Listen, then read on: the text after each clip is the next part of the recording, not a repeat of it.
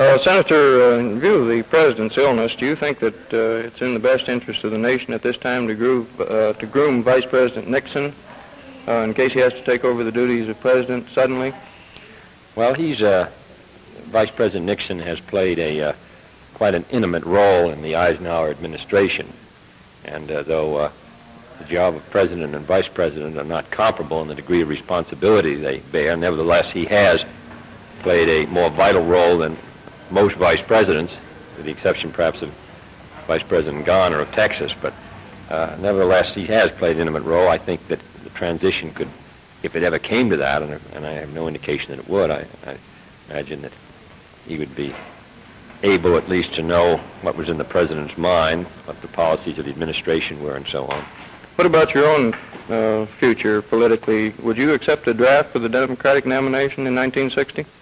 Well, I'm a candidate in Massachusetts in 1958 for the United States Senate, and I find that to be about all I could handle right now.